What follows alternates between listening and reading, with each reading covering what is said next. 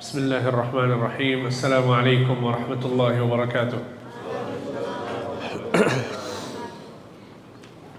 Alhamdulillah wassalatu wassalamu ala Rasulillah wa ala alihi wa ashabihi wa mawalah wa la hawla wa la quwwata illa billah, amma ba'd. Ikhwani fillah wa akhwati fid din rahimani wa rahimakumullah jami'an.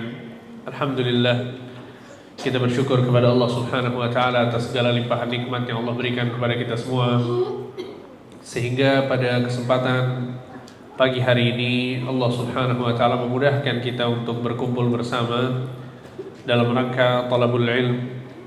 Kita datang ke masjid ini untuk belajar ilmu agama, dan ini merupakan salah satu amal saleh yang sangat agung di sisi Allah Subhanahu wa taala, yaitu pada saat seorang muslim, seorang muslimah yang mengkhususkan waktunya untuk belajar ilmu agama. Dalam sebuah hadis Nabi sallallahu alaihi wasallam bersabda, "Man yuridillahu bihi khairan yufaqihu fid din." Barang siapa yang diinginkan kebaikan oleh Allah, maka Allah akan jadikan dia mengerti tentang ilmu agama.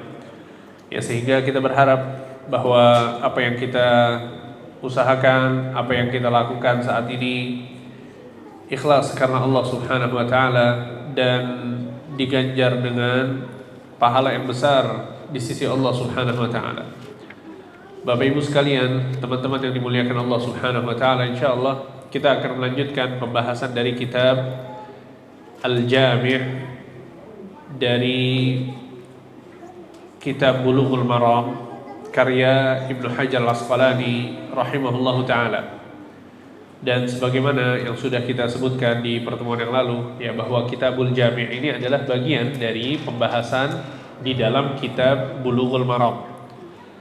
Ya, sehingga kitab Bulughul Maram itu membahas tentang hadis-hadis yang berkaitan dengan fikih ibadah atau fikih secara umum. Ya, dari mulai kitab Taharah, kemudian kitab salat, kemudian zakat, kemudian tentang puasa, ya, tentang haji, tentang jihad juga ada di dalamnya. Kemudian tentang fikih muamalah juga ada di dalamnya. Nah, bagian yang paling terakhir di kitab Bulughul Maram adalah Kitabul Jami'. Ya, sehingga Kitabul Jami' ini isinya adalah kumpulan hadis-hadis Nabi sallallahu alaihi wasallam yang berkaitan dengan akhlak, adab, ya, dan juga apa yang seharusnya dilakukan dalam keseharian seorang muslim dan muslimah. Dan pada pertemuan yang lalu kita sudah membahas tentang hadis yang pertama. Maka pada kesempatan kali ini kita akan lanjut ke hadis yang kedua. Judul hadis yang kedua ini adalah "Pandanglah orang yang di bawahmu dalam masalah dunia." Judul dari hadis yang kedua ini adalah "Pandanglah orang yang di bawahmu dalam masalah dunia." An Abi Hurairah radhiyallahu anhu qala qala Rasulullah sallallahu alaihi wasallam, "Unzuru ila man huwa asfala minkum wa la tanzuru ila man huwa fawqakum, fahuwa ajdaru alla tazdaru ni'matallahi 'alaikum." Dari Abu Hurairah radhiyallahu anhu, ia berkata, Rasulullah sallallahu alaihi wasallam bersabda, "Lihatlah kepada yang di bawah kalian dan janganlah kalian melihat yang di atas. Dengan demikian kalian tidak akan meremehkan nikmat yang Allah telah berikan kepada kalian." Sehingga hadis ini, Bapak Ibu sekalian, mengajarkan kepada kita tentang satu cara agar kita bersyukur kepada Allah Subhanahu wa taala. Dan bersyukur adalah kewajiban setiap orang yang mendapatkan sebuah nikmat, ya, mendapatkan sebuah kebaikan. Dan betapa banyak nikmat dan kebaikan yang Allah Subhanahu wa taala berikan kepada kita. Ya, dari mulai nikmat kita dilahirkan, diciptakan oleh Allah, mendapatkan kehidupan di dunia. Ya, pada saat kita dilahirkan kita dibesarkan oleh kedua orang tua kita, dididik oleh kedua orang tua kita, sampai kemudian kita tumbuh kembang, ya, menjadi pria dewasa atau menjadi wanita dewasa, sampai kemudian menikah, ya, sampai kemudian memiliki anak-anak, memiliki keluarga, memiliki harta, memiliki kendaraan, memiliki tempat tinggal. Ini semua adalah nikmat yang Allah Subhanahu wa taala berikan kepada kita yang harus kita syukuri. Dan subhanallah, tidak semua orang pandai untuk bersyukur kepada Allah Subhanahu wa taala.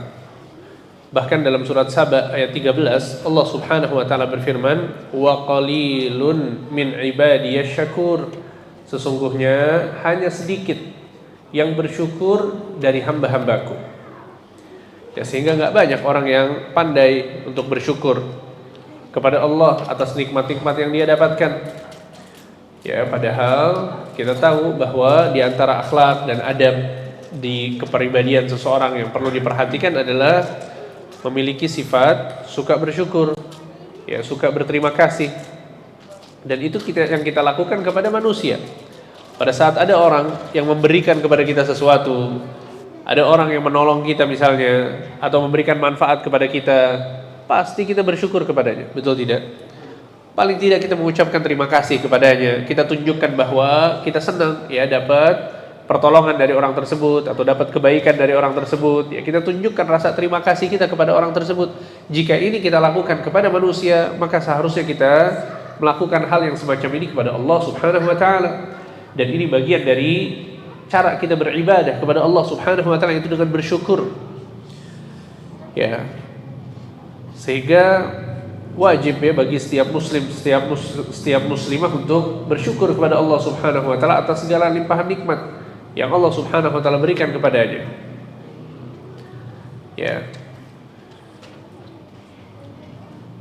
Dan di antara cara agar seseorang itu bisa bersyukur adalah dengan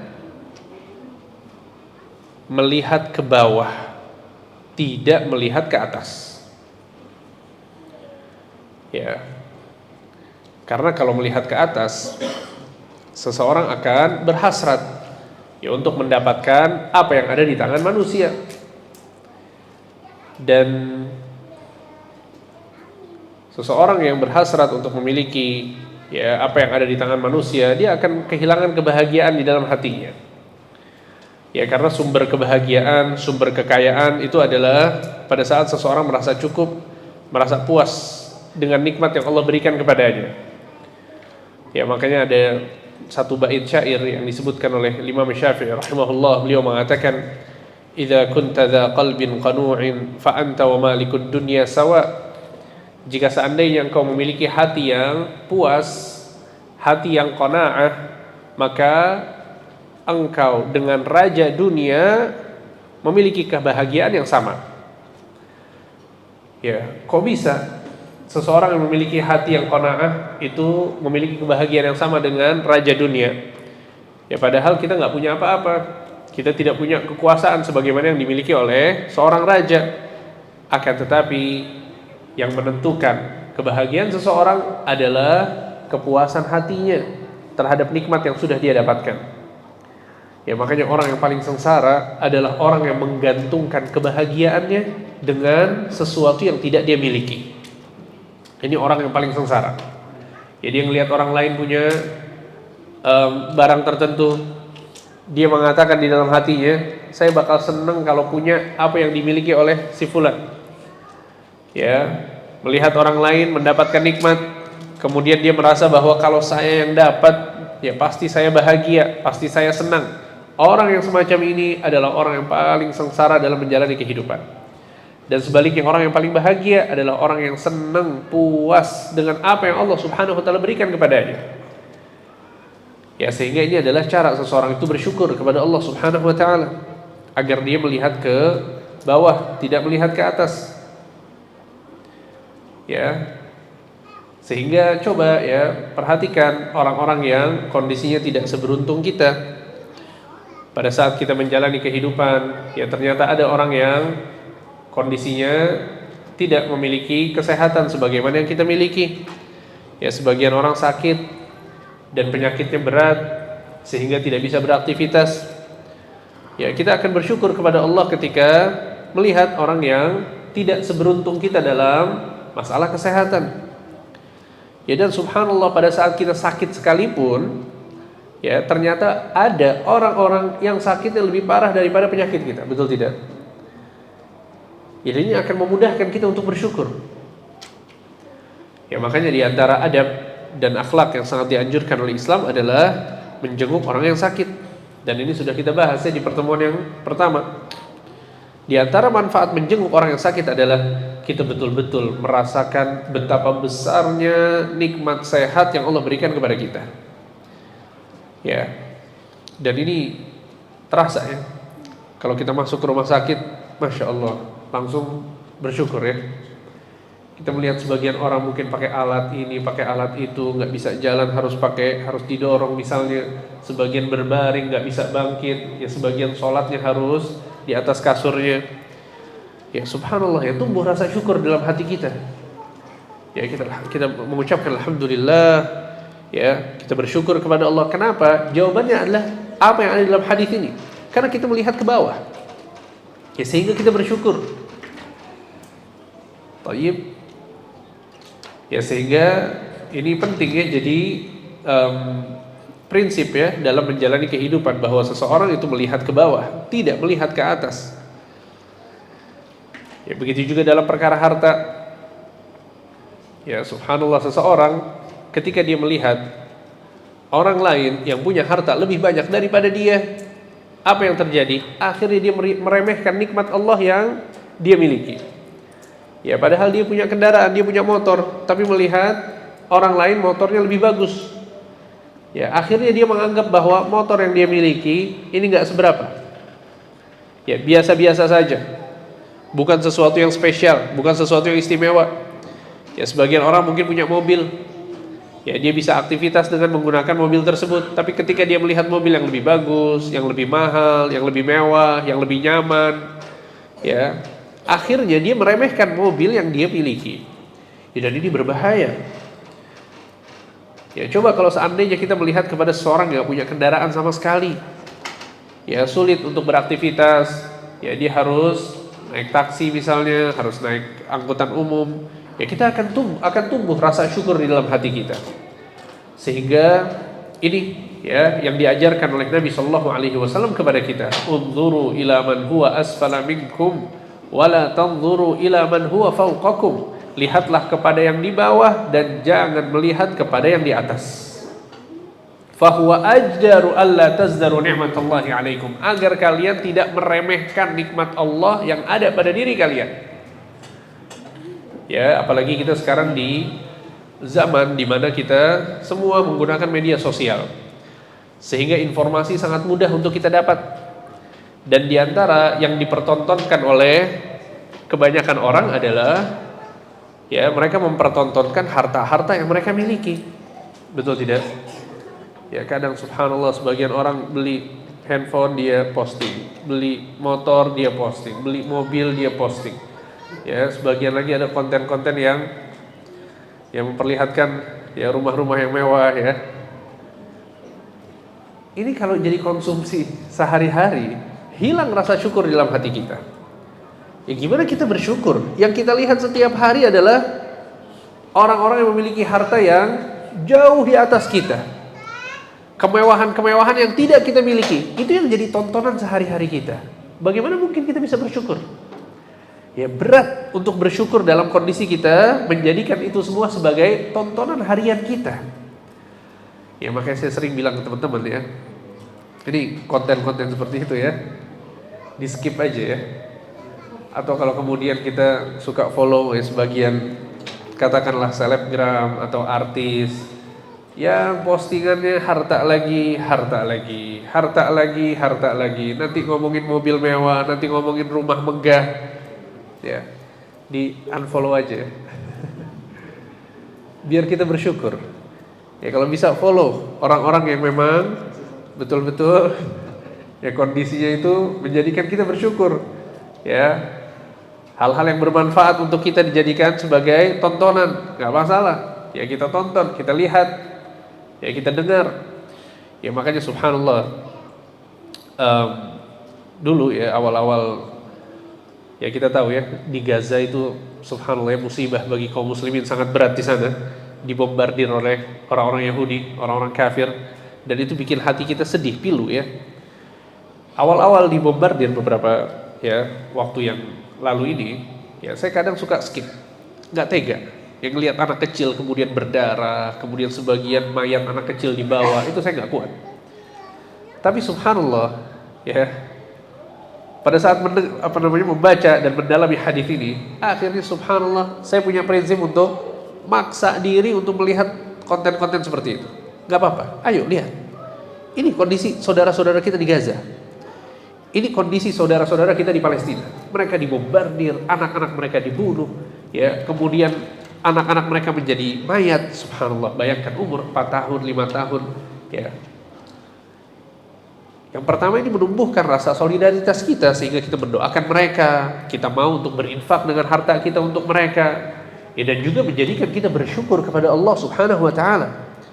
Ya bagus ya seseorang melihat ya kondisi kaum muslimin yang sedang tertimpa musibah, ya bukan karena ya dia senang dengan kondisi tersebut, akan tapi agar menumbuhkan rasa solidaritas dia, rasa ukhuwah, rasa persaudaraan, supaya dia semakin peka tahu tentang kondisi kaum muslimin yang sulit kondisinya, sulit kehidupan mereka.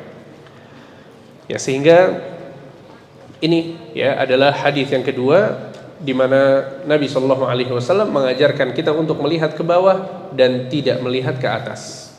Kata para ulama, konsep ini berlaku dalam urusan dunia. Konsep ini berlaku dalam urusan dunia. Adapun dalam urusan akhirat, maka kita melihat kemana? Ke bawah atau ke atas? Dalam urusan akhirat kita melihat ke atas.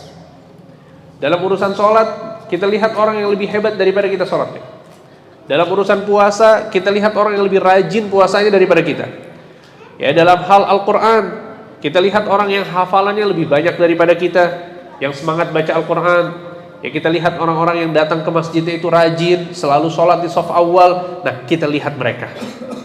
Ya, jangan dibalik ya. Kita sholat kemudian yang nggak sholat juga banyak ya.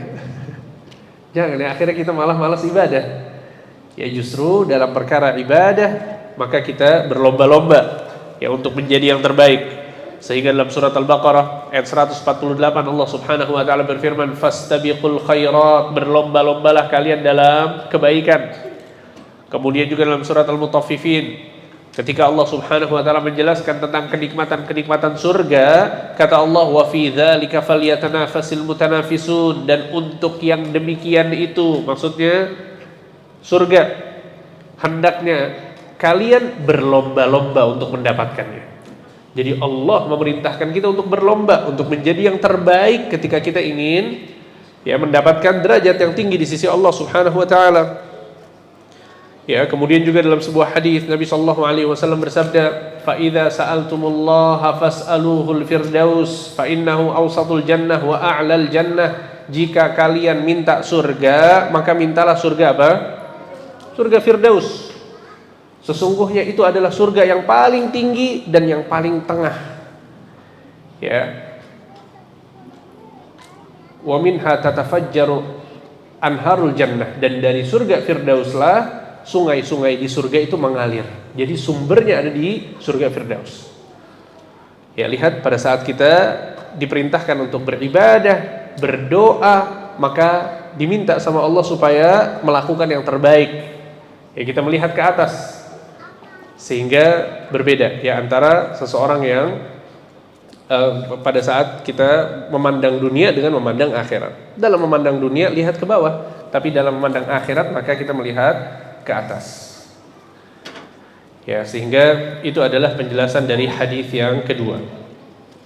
Kemudian kita masuk ke hadis yang ketiga. Ya, judul dari hadis yang ketiga adalah hakikat kebaikan dan dosa. Hakikat kebaikan dan dosa.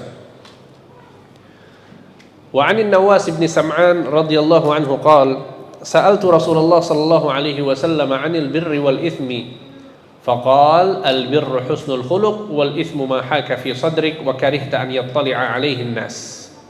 Dari sahabat An-Nawas bin Sam'an, beliau berkata, aku bertanya kepada Rasulullah sallallahu alaihi wasallam tentang makna al-birr, yaitu kebaikan, dan al-ithm, yaitu dosa. Maka Rasulullah SAW pun menjawab, al-birr, kebaikan adalah akhlak yang mulia, dan dosa adalah apa yang engkau gelisahkan di hatimu dan engkau tidak suka kalau orang lain mengetahui engkau melakukannya.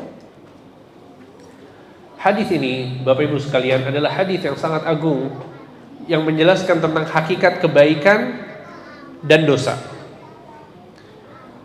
Ya, karena dalam menjalani kehidupan kita berusaha untuk memperbanyak kebaikan dan berusaha untuk menghindari dosa.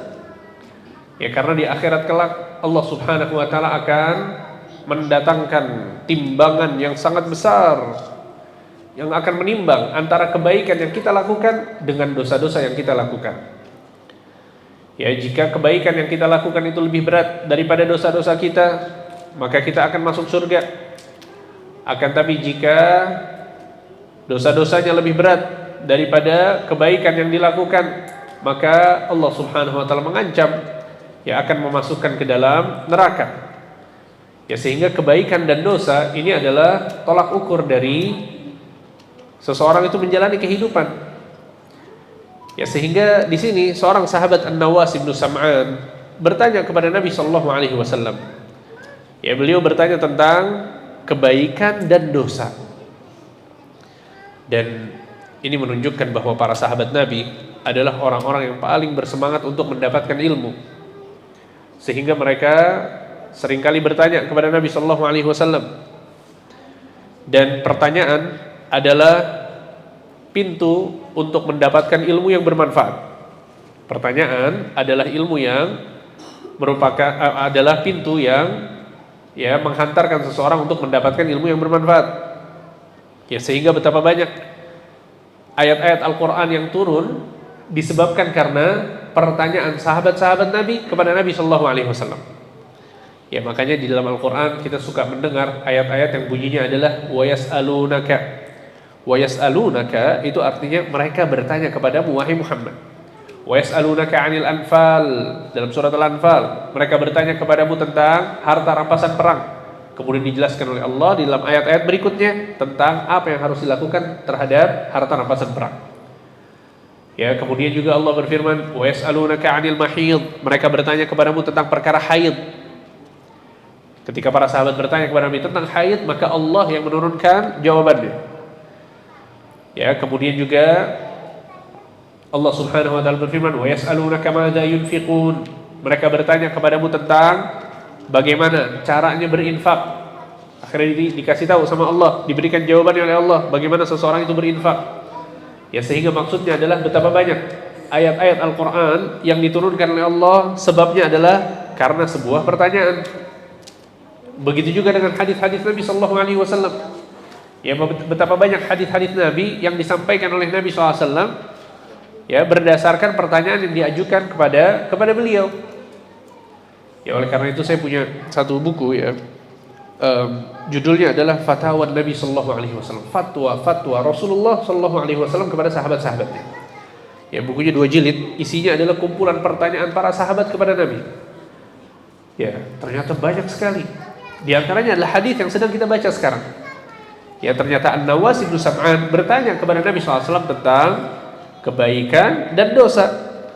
Ya, maka dijawab oleh Nabi SAW yang kemudian menjadi ilmu bagi seluruh kaum muslimin. Ya, sekali lagi ini pelajaran buat kita. Ya, bahkan dalam Al-Quran Allah Subhanahu wa taala memerintahkan kita untuk bertanya. Allah Subhanahu wa taala berfirman, "Fas'alu ahla dzikri in kuntum la ta'lamun." Tanyalah orang-orang yang berilmu jika kalian tidak mengetahui. Ya, jadi nggak perlu malu bertanya ya. Dan yang paling penting dalam sebuah pertanyaan adalah apa? Pertanyaan tersebut diajukan dalam rangka beramal. Dalam rangka beramal. Ya, jadi ketika seorang bertanya, niatnya itu untuk mengamalkan ilmu. Ya, ini penting ya. Karena mungkin sebagian orang tanya untuk apa? Ngetes ya, ngetes Ustadz ya. Ini Ustadz pinter gak ya? Ya, atau membanding-bandingkan, ini Ustadz bilang begini, kemarin Ustadz bilang begitu ya. Gak boleh. Ya, kita tanya itu karena kita mau beramal. Ya, atau sebagian orang bertanya untuk berdebat. Ya, dia tanya ke temannya, pengen tahu apa jawabannya. Kalau beda, dia ingin berdebat. Ini juga gak boleh. Ya.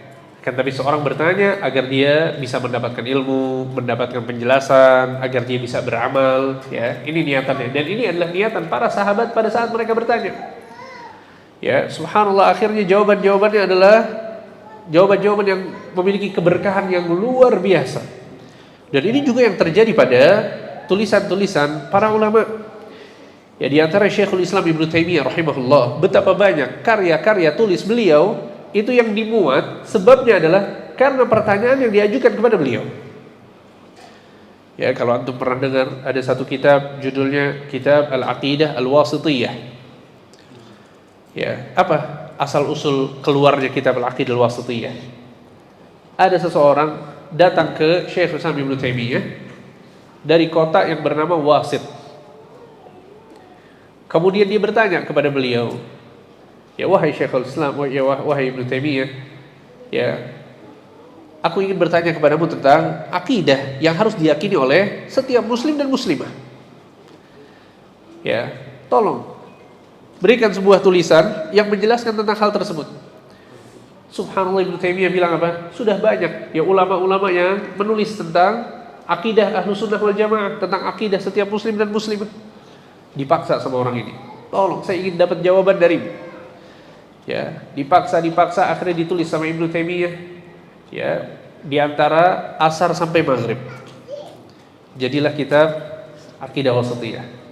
Masya Allah, sekarang dipelajari di universitas-universitas Islam, dipelajari di masjid-masjid kaum muslimin, yang menjadi pijakan bagi seluruh kaum muslimin dan muslimat dalam mengetahui tentang akidah Ahlussunnah wal Jamaah. Ya, dipaksa dan ditulisnya antara asar dan maghrib. Kita asar sampai maghrib jadinya apa Pak kira-kira Pak? Jadi status ya, WA ya. Alhamdulillah, semoga bermanfaat statusnya ya. Lihat, buku itu jadi disebabkan karena pertanyaan. Kemudian Syekhul Islam Ibnu Taimiyah juga punya karya tulis yang bernama Aqidah Tadmuriyah. Tadmuriyah kisahnya adalah bahwa orang dari kota Tadmur bertanya kepada beliau, subhanallah, ditulis jawabannya jadi buku. Sampai sekarang ya dipelajari di Universitas Islam Madinah. Ya, di Fakultas Aqidah. Tayyib, kemudian beliau juga punya kitab judulnya Al-Qa'idah Al-Murrakishiyah. Ya, ada orang dari mana? Dari Marrakesh. Marrakesh itu di Maroko. Ya, dia tanya ke Ibnu Taimiyah, dijawab. Subhanallah, jadi kaidah dalam memahami nama-nama dan sifat-sifat Allah Subhanahu wa taala dinamakan kaidah tersebut dengan Qaidah Al-Murrakishiyah karena orang Marrakesh yang tanya kepada beliau. Ya, sehingga penting ya seorang muslim, seorang muslimah ya punya hobi untuk bertanya, ya punya kebiasaan untuk bertanya, ini bagus. Asalkan niatnya benar. Nggak masalah, banyak tanya itu nggak masalah, asal dengan adab, ya dengan akhlak, kemudian niatnya bagus, nggak masalah. Ibnu Abbas radhiyallahu anhu wa ardhahu ditanya, wahai Ibnu Abbas, kenapa kok bisa dapat ilmu sebanyak itu? Apa kata Ibnu Abbas? Di antaranya adalah bilisanin saul, dengan lisan yang banyak bertanya. Kalau nggak tahu ya ditanyakan. Ya, ini penting luar biasa. Ya, sehingga ini yang dilakukan oleh An-Nawas Ibnu Sam'an radhiyallahu anhu. Beliau mengatakan, sa'altun Nabi sallallahu alaihi wasallam 'anil birr wal itsm. Aku bertanya kepada Nabi tentang kebaikan dan dosa. Lihat apa jawaban Nabi.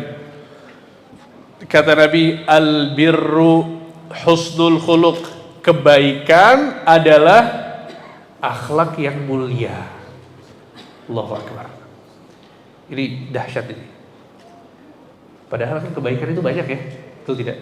Ada sholat, ada puasa Daud, ada puasa sunnah, ada sholat malam, ada sholat duha, ya, ada sedekah.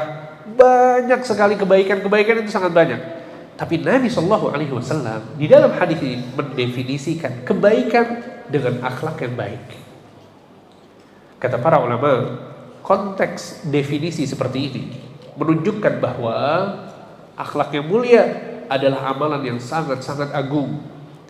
Sama halnya ketika Nabi Shallallahu Alaihi Wasallam mengatakan dalam sebuah hadis, al-hajju Arafah. Kata Nabi, haji adalah wukuf di Arafah. Padahal haji itu apakah cuma wukuf di Arafah? Jawabannya tidak. Rangkaian haji panjang dari tanggal 8 sampai tanggal 12 atau tanggal 13 Zulhijjah. Ya, ada hari Tarwiyah, kemudian ke Mina, kemudian ke Arafah, kemudian ada ya Al-Hajjul Akbar tanggal 10-nya, lempar jumrah dan lain sebagainya. Rangkaiannya banyak. Akan tetapi ketika Nabi SAW mengatakan Al-Hajju Arafah, haji adalah wukuf di Arafah, kata para ulama, amalan haji yang paling besar adalah wukuf di Arafah berdasarkan hadis ini.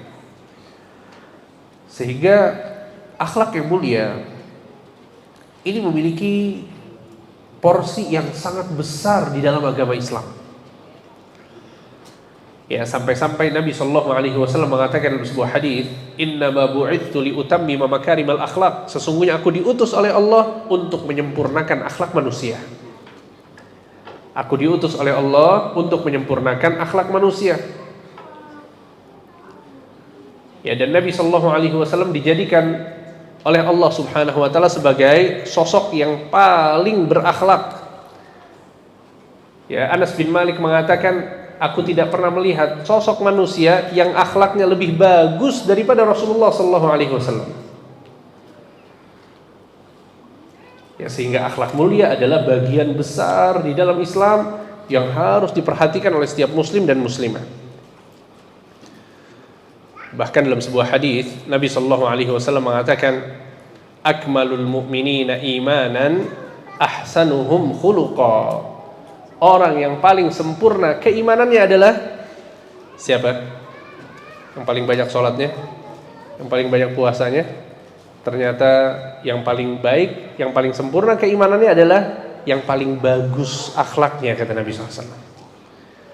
Ya, ternyata sepenting itu akhlak. Ya, makanya berdasarkan hadis ini kata para ulama, antara keimanan seseorang dengan akhlaknya ini nggak bisa dipisahkan. Dua-duanya akan sangat berkaitan. Makanya dalam sebuah hadis juga Nabi SAW mengatakan, man kana yu'minu billahi wal yawmil akhir falyaqul khairan aw liyasmut. Barang siapa yang beriman kepada Allah dan hari akhir, hendaknya dia berkata baik atau diam. Wa man kana yu'minu billahi wal yawmil akhir falyukrim dhaifah. Barang siapa yang beriman kepada Allah dan hari akhir, hendaknya dia memuliakan tamunya. Wa man kana yu'minu billahi wal yawmil akhir falyukrim jarah. Barang siapa yang beriman kepada Allah dan hari akhir, hendaknya dia memuliakan tetangganya. Lihat, Nabi sallallahu alaihi wasallam memerintahkan kita di dalam hadis ini dengan 3 akhlak sekaligus. Berkata baik, memuliakan tamu, dan memuliakan tetangga. Dan ketiga akhlak ini diikat oleh Nabi sallallahu alaihi wasallam dengan apa? Dengan keimanan kepada Allah dan keimanan kepada hari akhir. Kata para ulama, ini adalah dalil yang menunjukkan bahwa keimanan seseorang ini nggak bisa dipisahkan dengan akhlaknya, nggak bisa. Ya, jadi ciri seseorang yang keimanannya bagus adalah akhlaknya bagus. Ya, ciri dari keimanan seseorang yang bagus adalah akhlaknya juga bagus. Ya, sehingga saya sering katakan juga ya kepada teman-teman yang ya sudah mulai belajar ilmu agama, apalagi dia mempelajari akidah yang benar, ya mempelajari tentang keimanan, ya maka itu harus dibarengi dengan apa? Dengan akhlaknya. Ya, perhatikan bagaimana sikap dia kepada pasangannya, sikap dia kepada kedua orang tuanya, kepada anak-anaknya, kepada orang-orang yang ada di sekitarnya. Ya, senantiasa berkata jujur, tidak berdusta, senantiasa menunaikan amanah, tidak berkhianat. Ini akhlak yang sangat-sangat penting, ya, yang harus diperhatikan oleh orang-orang yang sudah beriman, yang memiliki akidah yang lurus, yang memiliki keyakinan yang bagus tentang Allah Subhanahu wa ta'ala, tidak berbuat kesyirikan. Maka mereka adalah orang yang paling harus memiliki akhlak yang bagus. Ya, sehingga ini ya, akhlak yang mulia adalah tanda keimanan seseorang, tanda kesempurnaan dari keimanan seseorang. Ya, bahkan dalam hadis lain, di antara hadis-hadis yang menjelaskan tentang keutamaan akhlak adalah bahwa Nabi sallallahu alaihi wasallam bersabda, "Ma min syai'in athqalu fi mizanil mu'mini yaumil qiyamah min husnil khuluq." Kata Nabi SAW, tidak ada kebaikan yang lebih berat di hari kiamat kelak di timbangan orang yang beriman lebih daripada akhlak yang mulia. Allahu Akbar. Lihat. Ya, ternyata akhlak mulia ini bobotnya sangat berat di timbangan hari kiamat nanti. Ya, makanya jangan pernah ragu untuk memiliki akhlak mulia. Jangan pernah ragu. Jangan pernah ragu untuk berbuat baik kepada orang lain. Jangan pernah ragu untuk memperlihatkan akhlak yang mulia kepada orang lain. Kemudian juga dalam hadis lain Nabi sallallahu alaihi wasallam mengatakan, innal mu'min la yudriku bi husni khuluqihi darajatas sha'imil qa'im. Ya, dan ini keutamaan yang ketiga. Tadi yang pertama bahwa akhlak mulia adalah tanda kesempurnaan iman seseorang. Kemudian yang kedua bahwa akhlak mulia adalah amalan yang paling berat ya di hari kiamat kelak. Dan yang ketiga adalah bahwa dengan akhlak mulia seseorang bisa mencapai derajat orang yang rajin sholat dan rajin puasa. Orang yang memiliki akhlak mulia, dia bisa mencapai derajat orang yang rajin sholat dan rajin puasa. Nabi mengatakan, innal mu'min la yudriku bi husni khuluqihi darajatas sha'imil qa'im.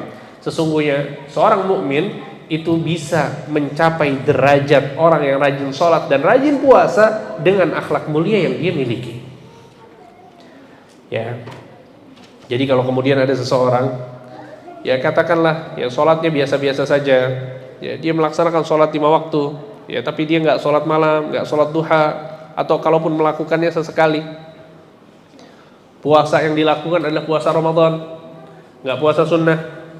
Kalaupun puasa sunnah mungkin cuma sesekali, ya puasa Syawal, ya sudah ya.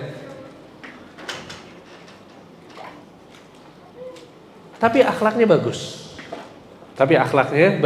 Orang yang kedua, akhlaknya biasa-biasa saja, rajin sholat, rajin puasa.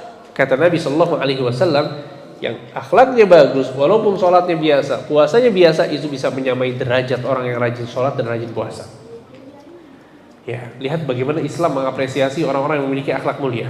Walaupun sholatnya biasa-biasa saja, diangkat derajatnya oleh Allah.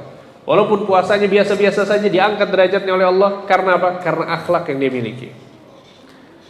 Ya, dan subhanallah, secara fitrah hati kita ini bakal jatuh cinta kepada orang-orang yang akhlaknya bagus. Betul tidak? Subhanallah, secara fitrah. Ya, kalau kemudian ada 2 orang misalnya ya, yang satu sholatnya rajin, puasanya rajin, tapi akhlaknya kurang bagus. Ya, yang satu lagi, ini contoh aja ya, semoga nggak ada ya. Yang satu lagi sholatnya biasa aja, puasanya biasa aja, tapi akhlaknya bagus. Ya, lebih suka temenan sama yang mana? Yang pertama atau yang kedua? Yang kedua ya, subhanallah, akhlak ini segala-galanya. Ya, bikin kita nyaman, enak buat diajak ngobrol. Ya, kita ketemu juga nggak khawatir nanti dia bakal bersikap buruk atau mengucapkan hal-hal yang tidak pantas. Ya, nyaman kita pada saat bertemu dengan orang-orang yang akhlaknya itu bagus. Ya, sehingga ini penting untuk diusahakan ya, penting untuk diperjuangkan. Bayangkan Nabi mengatakan al-birru husnul khuluq, kebaikan adalah akhlak yang mulia. Ya. Dan juga diantara keutamaan akhlak mulia adalah bahwa orang yang memiliki akhlak mulia, dia akan berdekatan dengan Nabi Sallallahu Alaihi Wasallam di hari kiamat kelak.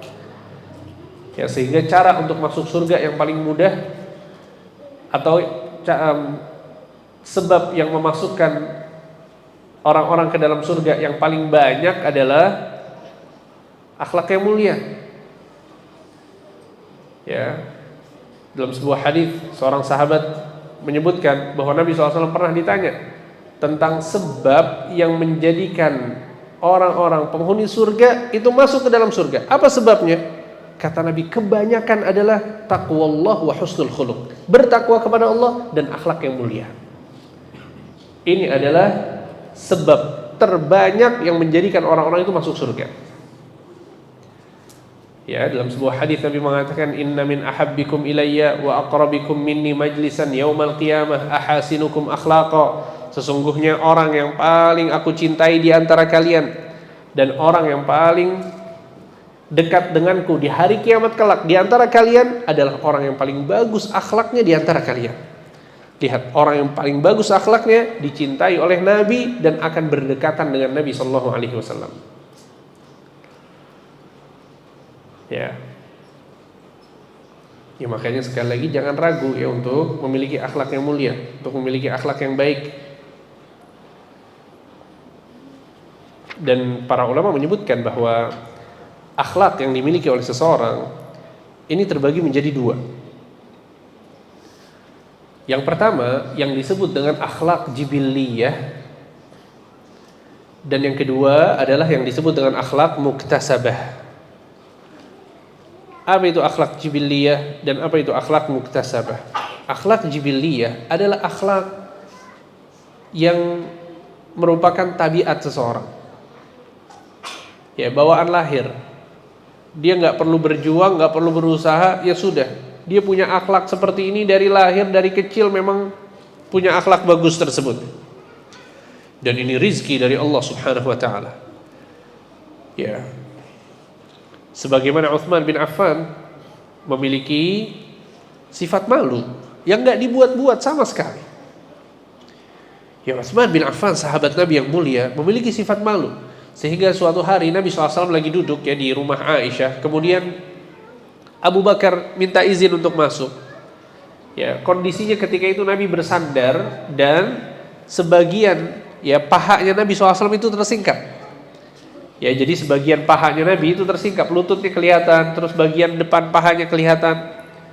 Abu Bakar izin masuk, diizinkan oleh Nabi. Nabi SAW tidak mengganti posisinya. Abu Bakar duduk di samping Nabi. Kemudian gak lama berselang, Umar bin Khattab izin untuk masuk, dipersilahkan oleh Nabi. Dan Nabi masih tidak merubah posisi duduknya. Umar duduk. Kemudian berselang waktu, Utsman bin Affan izin untuk masuk. Ketika Utsman masuk, Nabi SAW memperbaiki duduknya. Kemudian Nabi SAW menutup ya paha dan lututnya. Setelah mereka semua pulang, Aisyah bertanya kepada Nabi SAW, "Ya Rasulullah, kenapa ketika Abu Bakar dan Umar masuk, engkau biasa-biasa saja, tapi ketika Utsman yang masuk, engkau memperbaiki pakaianmu?" Apa kata Nabi SAW? "Ala astahi min rajulin yastahi minhul malaikah." Bagaimana mungkin aku tidak merasa malu kepada seseorang yang para malaikat malu ketika bertemu dengan Utsman? Allahu Akbar. Ya, kadang subhanallah seseorang memiliki sifat malu, ya. Akhirnya tumbuh karisma ya dalam dirinya. Akhirnya kita ketemu sama dia jadi segan. Ini yang dirasakan oleh Nabi terhadap Utsman. Bayangkan, Nabi bisa segan kepada seorang sahabat yang bernama Utsman bin Affan radhiyallahu anhu arda. Bukan cuma Nabi, bahkan para malaikat yang merasa segan, merasa malu ketika bertemu dengan Utsman. Dan ini enggak dibuat-buat oleh Utsman sama sekali. Ya, ini yang disebut dengan akhlak jibiliyah. Ya, kemudian ada seorang sahabat yang bernama Ashaj. Ya, Ashaj bin Abdul Qais. Dia adalah salah seorang pemuda ya dari kabilah Bani Abdul Qais dari Yaman. Ya. Mereka adalah sekelompok orang yang mendapatkan dakwah dari sahabat Nabi yang diutus ke Yaman. Sehingga didakwahkan akhirnya masuk Islam. Ya, ketika mereka masuk Islam, mereka belum pernah bertemu dengan Nabi Shallallahu Alaihi Wasallam. Akhirnya suatu hari mereka bersafar ke Madinah untuk bertemu dengan Nabi SAW.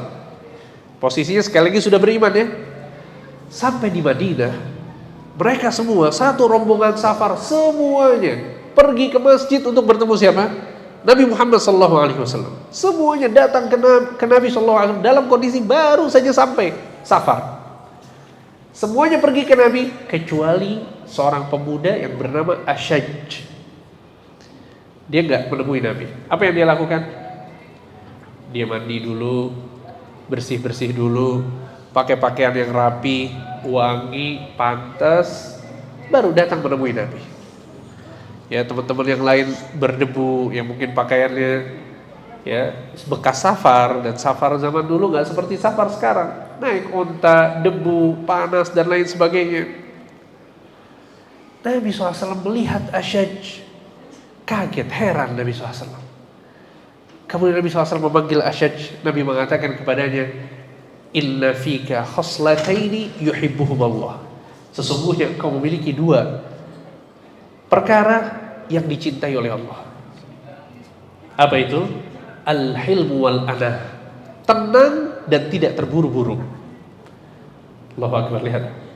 Ini akhlak bawaan yang dimiliki oleh Asyad. Asyad kemudian bertanya kepada Nabi, wahai Rasulullah, apakah ini adalah sifat yang Allah Subhanahu wa taala berikan kepada aku?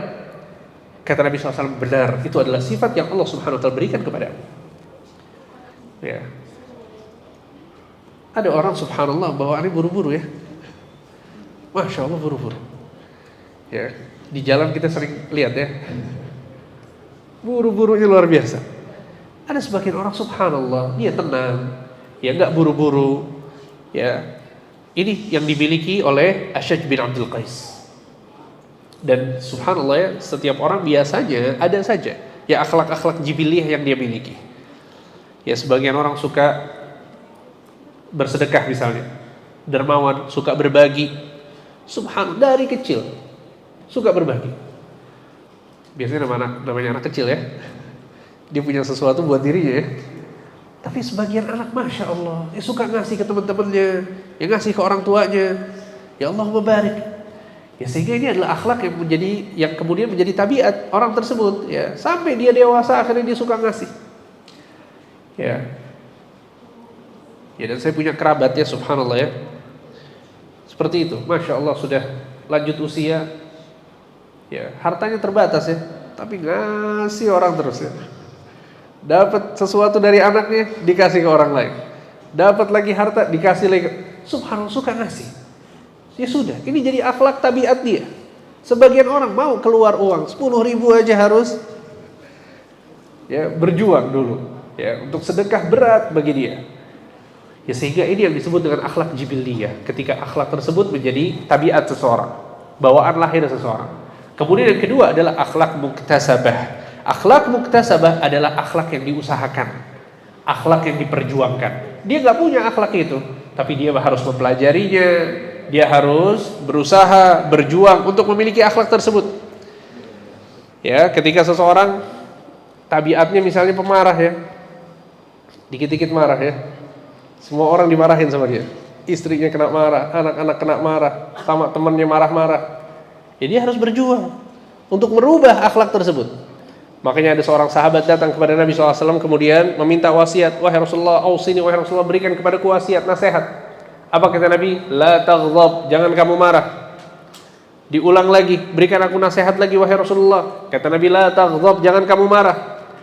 Diulang lagi, wahai Rasulullah, nasihat yang lain. Kata Nabi apa? La taghdab, jangan kamu marah.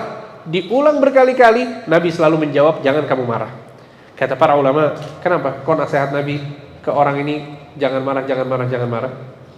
Karena ternyata dia adalah orang yang pemarah ya, dikit-dikit marah. Sehingga nasihat yang paling tepat untuk orang ini adalah jangan marah. Ya, lihat Nabi SAW ya meminta kepada orang ini, menasihati orang ini untuk merubah akhlak yang buruk yang dimiliki oleh dirinya. Ya, dan seseorang berjuang dengan ya memaksakan diri untuk memiliki akhlak baik sambil dia berdoa kepada Allah Subhanahu wa taala. Di antara doa yang diajarkan oleh Nabi SAW agar seorang memiliki akhlak yang baik adalah Allahumma kama hassanta khalqi fa ahsin khuluqi. Ya Allah, sebagaimana Engkau telah memperbagus rupaku, maka perbaguslah akhlakku. Kemudian ada juga doa yang lain yang diajarkan oleh Nabi SAW, ya, yang bunyinya adalah Allahumma hdini li ahsanil akhlaq la yahdi li ahsaniha illa ant wasrif anni sayyi'aha la yasrifu anni sayyi'aha illa ant. Ya Allah, berikanlah hidayah kepadaku untuk mendapatkan akhlak yang mulia. Sesungguhnya tidak ada yang bisa memberikan kepadaku akhlak yang mulia kecuali Engkau. Dan jauhkanlah dari diriku akhlak yang buruk. Sesungguhnya tidak ada yang bisa menjauhkan diriku dari akhlak yang buruk kecuali Engkau. Ini doa bagus banget ya. Allahumma hdini li ahsanil akhlaq la yahdi li ahsaniha illa ant wasrif anni sayyi'aha la yasrifu anni sayyi'aha illa ant. Ya, silahkan cari di Google ya. Kemudian dicatat dan dihafalkan. Ya, dan saya sering katakan ke teman-teman gitu ya, di antara cara terbaik untuk menghafalkan doa adalah Ya antum cari di Google, kemudian di capture doanya. Habis itu jadiin wallpaper handphone ya. Jadi setiap kali antum buka muncul tuh doanya. Sampai hafal, baca lagi, baca sampai hafal, masukin ke list doa pada saat sujud. Ya. Kalau sudah dibaca setiap sujud selesai, insya Allah bakal hafal. Ya ganti lagi dengan doa yang lain. Ya terus begitu. Ini cara bagus ya. Saya praktekkan juga dan alhamdulillah banyak doa yang akhirnya dihafal. Alhamdulillah. Taib. Kemudian ya, kapan seseorang dikatakan memiliki akhlak yang mulia? Ya, tadi saya sebutkan hadis-hadis yang berkaitan dengan keutamaan akhlak mulia, bahwa itu tanda keimanan seseorang. Dia akan mencapai derajat orang yang rajin sholat dan rajin puasa, kemudian berdekatan dengan Nabi, sebab masuk surga. Nah, kapan kita bisa mendapatkan predikat sebagai orang yang memiliki akhlak mulia? Al-Hasan al-Basri rahimahullah menyebutkan 3 unsur dalam akhlak mulia. Kata beliau, akhlak mulia adalah kafful adza wa badhlun nada wa talaqatul wajhi. Akhlak yang mulia adalah yang pertama, kata beliau, kafful adza. Apa itu kafful adza? Kafful adza adalah tidak mengganggu orang lain. Ini unsur yang pertama. Tidak mengganggu orang lain. Ya. Jangan ganggu orang lain. Dengan lisan kita, jangan ganggu orang lain. Dengan tangan kita, jangan ganggu orang lain. Dengan sikap kita, jadikan orang yang ada di sekitar kita itu nyaman dengan keberadaan kita. Jangan ganggu sama sekali. Ya. Karena sebagian orang, Masya Allah ya, tangannya kreatif ya, lisannya juga kreatif ya. Ada aja yang dikomentarin sama dia, ada aja yang diledek sama dia. Ya, gak perlu ya. Kalau kemudian yang kita ucapkan adalah mengganggu orang lain, maka jangan. Ya, sikap kita dijaga, jangan sampai bikin orang lain itu gak nyaman. Karena ini adalah hakikat dari sifat orang Islam. Kata Nabi SAW, al-muslimu man salimal muslimuna min lisanihi wa yadih. Sesungguhnya orang Islam adalah, kata Nabi, orang-orang yang ada di sekitarnya itu merasa aman dari lisan dan dari tangannya. Ini adalah hakikat orang Islam yang disampaikan oleh Nabi SAW. Ya. Sehingga pastikan bahwa orang yang di sekitar kita itu aman dari lisan kita dan aman dari tangan kita. Ya, dan ini adalah unsur yang pertama. Ya, karena subhanallah ya, sekali lagi sebagian orang ya kita nggak mau ketemu sama dia, kenapa? Khawatir, takut kita nggak selamat dari lisannya. Ya, takut kita nggak selamat dari sikap-sikapnya, dari tangannya. Akhirnya kita nggak mau ya berdekatan dengan dia, nggak mau ya bertemu, bahkan berpapasan, ya berurusan aja kita nggak mau. Ya, maka jangan sampai kita seperti itu. Ini adalah unsur yang pertama, kaful adza, yaitu tidak mengganggu orang lain. Kemudian yang kedua adalah wa badhlun nada, yaitu memberikan kebaikan kepada orang lain. Badhlun nada adalah memberikan kebaikan kepada orang lain. Ya. Jadi dia ringan tangan, mudah untuk membantu, mudah untuk menolong, mudah untuk peduli. Ya, makanya konsep ya karena sebagian orang itu memahami bahwa yang penting ya saya nggak mengganggu orang lain dan saya nggak mau diganggu sama orang lain. Hidup masing-masing aja ya. Ini nggak masuk dalam kategori akhlak mulia. Ya, akhlak mulia itu bukan hidup masing-masing. Nggak mengganggunya bagus, benar itu, nggak masalah. Akan tapi bukan berarti kemudian ada orang yang butuh kita biarkan, nggak boleh. Ya, ada orang yang butuh pertolongan, ada orang yang lapar, kita berikan makanan, ada orang yang butuh uang, mungkin kita pinjamkan uang atau kita berikan sebagian dari harta kita. Ya, maka ini adalah unsur yang kedua. Kemudian unsur yang ketiga adalah wa talaqatul wajhi. Talaqatul wajhi adalah wajah yang berseri. Ya, yang ketiga adalah wajah yang berseri. Ya, jadi seseorang kalau belum mengumpulkan 3 unsur ini, maka dia belum memiliki akhlak mulia. Kapan dia punya akhlak yang mulia, akhlak yang bagus? Ketika dia mengumpulkan 3 unsur ini. Tidak mengganggu, suka membantu, dan yang ketiga apa? Wajah yang berseri. Ya, subhanallah, ini wajah yang berseri ternyata penting ya. Penting atau tidak? Penting. Ya, kita kalau ngelihat ketemu sama orang dia senyum, hati kita tenang, enak, nyaman. Ya, tapi kalau dia nggak senyum, kita bertanya-tanya, ini kenapa? Salah saya apa? Ya, apakah selama ini saya salah ngomong atau ya, sehingga wajah yang berseri adalah bagian dari ibadah kepada Allah Subhanahu wa taala. Dalam sebuah hadis Nabi SAW bersabda, tabassumuka fi wajhi akhika sadaqah, senyummu kepada saudaramu adalah bernilai sedekah. Ya, kemudian juga dalam sebuah hadis Nabi SAW mengatakan, la tahqiranna minal ma'rufi syai'an walau an talqa akhaka biwajhin taliq. Jangan pernah engkau meremehkan kebaikan sekecil apapun, kata Nabi, walaupun saat bertemu dengan saudaramu engkau bertemu dengan wajah yang berseri. Ya, engkau bertemu dengan wajah yang berseri. Thayyib. Sehingga ini penting ya untuk diusahakan. Ya, pada saat bertemu dengan orang lain, bertemu dengan wajah yang berseri. Syekh Ibnu Utsaimin rahimahullah mengatakan bahwa di antara bentuk bertemu orang lain dengan wajah yang berseri adalah dengan menanyakan kabar.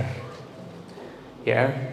Ini adalah bagian dari bertemu orang lain dengan wajah yang berseri yang disebut oleh Nabi Shallallahu Alaihi Wasallam dalam hadis tersebut. Ya, jadi nggak apa-apa banget kita ketemu sama orang, kemudian kita tanya apa kabar, ya, kemudian tanya basa-basi ya. Tapi pertanyaan jangan berat-berat ya. Pertanyaan-pertanyaan ringan aja. Ya, apa kabar? Gimana keluarga, sehat semua? Ya, nggak usah terlalu dalam ya. Kerja di mana? Gaji berapa? Nggak perlu ya.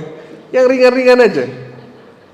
Ini bagus. Ya, kebiasaan seperti ini bagus banget. Ya, dan subhanallah, ini diantara budaya yang saya dapatkan pada orang-orang Arab. Orang-orang Arab itu kalau ketemu mustahil diam-diaman. Cuma salaman nggak mungkin. Ya, pasti pertanyaannya masya Allah panjang lebar ya. Semuanya pertanyaan-pertanyaan seputar apa? Kabar ya, apa kabar, keluarga gimana, anak-anak sehat semua, ya gimana orang tua, gimana kakak, gimana adik, ya gimana sekolah, gimana kuliah, kalau dia tahu ya kita kuliah di mana, biasanya tanya gimana kuliah lancar semua, ya gimana kerjaan, apa segala macam, ya nggak apa-apa, tanya. Ini bagian dari ya walau antalqa akhaka biwajhin taliq. Ya, ini yang disampaikan oleh Syekh Ibnu Utsaimin. Ya, Syekh Ibnu Utsaimin mengatakan kif halak, ya bertanya apa kabarmu, hayakallah, ya semoga Allah Subhanahu wa taala memberikan kebaikan kepadamu. Ya, ucapan-ucapan seperti ini bagian dari ya bertemu saudara dengan wajah yang berseri. Ya. Thayyib. Dan Nabi sallallahu alaihi wasallam adalah orang yang paling sering tersenyum. Ya, jadi ya Nabi Muhammad itu orang yang paling karismatik, orang yang paling bertakwa, orang yang paling berani, ya. Beliau orang yang paling tegas dalam mengingkari kemungkaran, dalam menyampaikan kebaikan. Ya, tapi sebagian sahabat mengatakan aku tidak pernah melihat sosok manusia yang lebih tersenyum daripada Nabi Muhammad sallallahu alaihi wasallam. Ya. Jadi enggak apa-apa ya, sering senyum enggak apa-apa ya. Ya, harga diri kita tetap mahal kok, tenang aja ya. Ya, karena sebagian orang subhanallah senyumnya mahal, ya. Harus ada betul-betul momentum yang spesial baru dia mau senyum. Ya, nggak apa-apa, senyum aja. Ya, bahkan sahabat-sahabat Nabi, ya, sebagaimana disebut oleh para ulama, ya, bahwa sahabat-sahabat Nabi yang bertemu dengan Nabi SAW, dia bakal mengira bahwa dia adalah orang yang paling spesial di mata Nabi SAW. Kenapa? Karena Nabi SAW senyum pada saat bertemu dengan mereka. Ya, sehingga orang yang bertemu dengan Nabi merasa bahwa dia adalah orang yang sangat spesial di hadapan Nabi. Padahal ini dilakukan oleh Nabi sama semua orang. Ya, semua orang spesial di mata Nabi SAW. Ya, karena saking Nabi SAW adalah orang yang ya sering tersenyum ya dengan kepada sahabat-sahabatnya. Thayyib. Ya, sehingga ini ya, 3 unsur akhlak mulia. Kalau kita memiliki 3 unsur ini dalam diri kita, berarti kita orang yang memiliki akhlak mulia. Kalau belum, maka harus diusahakan, diperjuangkan agar kemudian kita mendapatkan derajat orang yang memiliki akhlak yang baik. Ya. Sehingga ini yang dikatakan oleh Nabi SAW, al-birru husnul khuluq. Kebaikan adalah akhlak yang mulia. Kemudian Nabi mengatakan wal ithmu, adapun dosa adalah ma haka fi sadrik wa karihta an yattali alaihin nas. Dosa adalah sesuatu yang menggelisahkan hatimu dan engkau tidak suka kalau orang lain mengetahuinya. Kata para ulama, ya, pada dasarnya untuk mengetahui sebuah dosa tentu harus ada penjelasan ya dalam Al-Quran dan dalam Sunnah Nabi SAW bahwa ini adalah perbuatan dosa. Akan tapi Nabi SAW sedang berbicara tentang fitrah yang bersih yang ada dalam diri seseorang. Dan ini terkadang terjadi. Ya, ilmu kita terbatas. Kita mau melakukan sesuatu belum tahu hukumnya. Pada saat kita mau melakukannya, hati kita ragu. Ini benar apa enggak? Yang harus kita lakukan adalah bertanya kepada ahli ilmu. Tapi subhanallah terkadang namanya kehidupan ya, nggak sempet tanya, atau kondisinya terdesak, memang harus memutuskan pada saat itu juga. Apalagi telepon ustadz nggak diangkat misalnya, ya udah harus memutuskan sekarang. Nabi kasih cara. Ingat, kalau bikin hatimu gelisah, itu adalah dosa. Kalau menjadikan kamu malu melakukan itu, dilihat oleh orang-orang, maka tinggalkan. Ya, sehingga hadis ini hampir sama dengan hadis Nabi SAW yang lain, da'ma yaribuka ila ma la yaribuk. Tinggalkanlah yang meragukan kepada sesuatu yang tidak meragukan. Dan ini di dalam Islam dinamakan dengan apa? Dengan syubhat. Syubhat ini adalah perkara yang samar, nggak hitam, nggak putih. Bisa jadi benar, bisa jadi salah. Ya, Nabi SAW mengatakan dalam sebuah hadis, innal halala bayyin wa innal harama bayyin. Sesungguhnya halal itu jelas, haram itu jelas. Wa bainahuma umurun mushtabihat. Di antara keduanya ada perkara-perkara samar, perkara-perkara syubhat. Kata para ulama, syubhat ini berbeda antara satu orang dengan orang lain.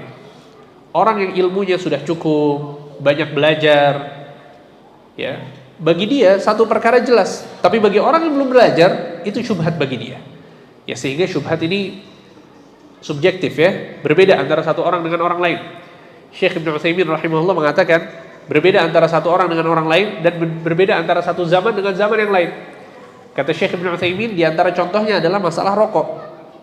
Ya, rokok di awal-awal kemunculannya masih syubhat ya.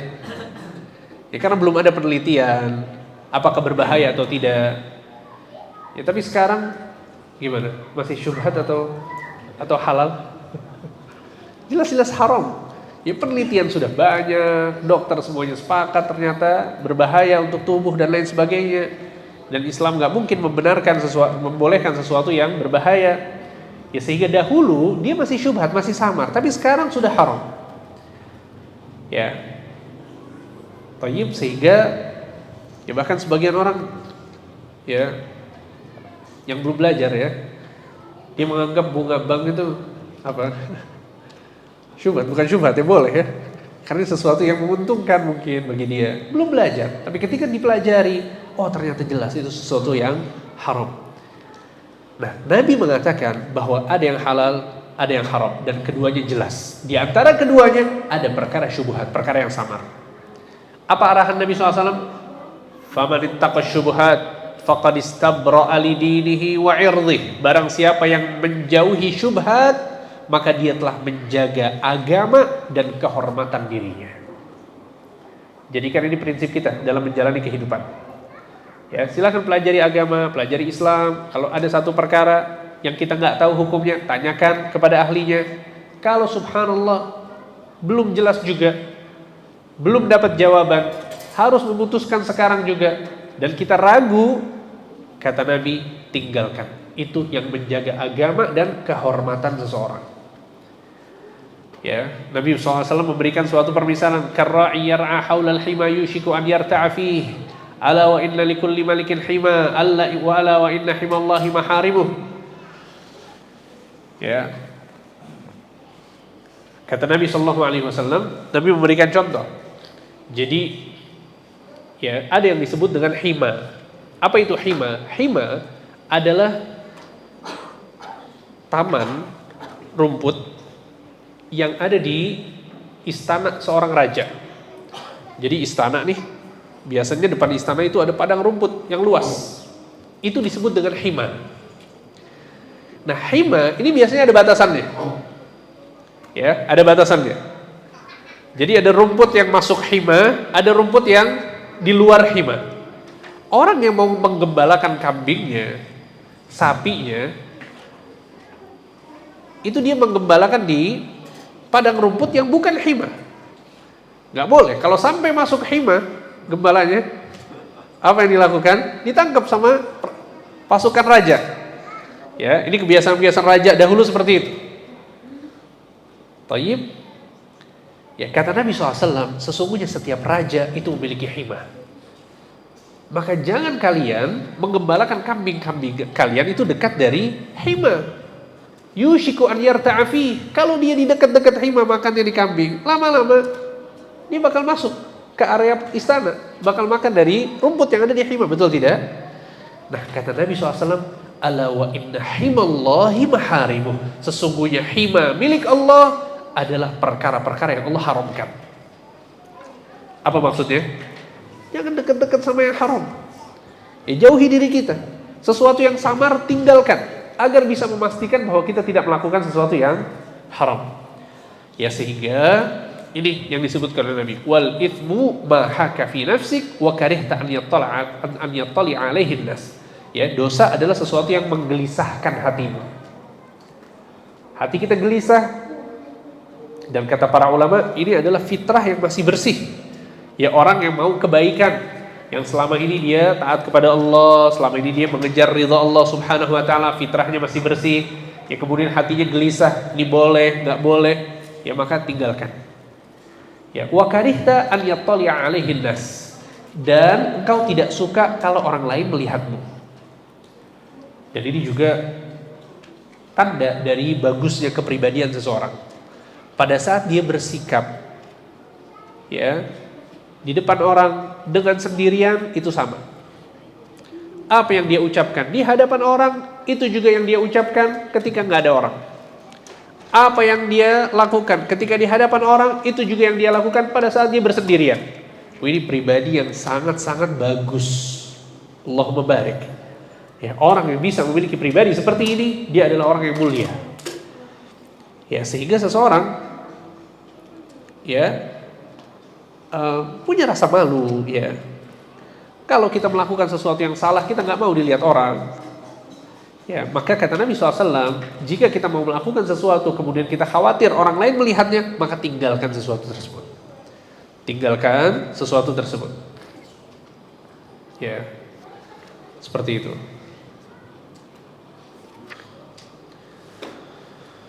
Baik, ya, mungkin ini yang bisa disampaikan. Ya, sehingga kita telah mempelajari hadis yang kedua dan juga hadis yang ketiga. Ya, semoga apa yang disampaikan bermanfaat. InsyaAllah pada pertemuan yang akan datang kita akan masuk ke hadis yang keempat, yaitu tentang larangan berbisik antara dua orang ketika sedang bertiga. Masya Allah, lihat ya, kita akan membahas tentang rincian dari akhlak-akhlak mulia. Ya, dan ini menunjukkan betapa agungnya Islam, betapa besarnya Islam, ya, sampai pada detail akhlak-akhlak mulia itu akan dijelaskan oleh Islam secara terperinci. Barakallahu fikum wa sallallahu ala nabiyina Muhammad wa ala alihi wa sahbihi ajma'in. Ilmu yang disampaikan, semoga Allah bisa dan semua yang bisa mendapatkan juga dan bisa mengamalkan. Silakan, mungkin dibuka sesi tanya jawab. Ibu-ibu mungkin mau bertanya. kalau nanya saya juga mau nanya sih sebenarnya. Nah, ini belum jadi MC yang ngasih bisa begitu. Terus nanti izin bertanya, Assalamualaikum warahmatullahi wabarakatuh. Jika kita berhadapan dengan kondisi bingung seperti kita tadi ada masalah syubhat dan kita mempunyai ilmunya dan kita tidak bisa mengakses ulama-ulama kita, itu apakah kita boleh sholat dua rakaat atau baca doa istighfar atau istighfar itu hanya untuk hal-hal yang kayaknya baik-baik saja gitu, bisa pilihan yang baik-baik. Baik.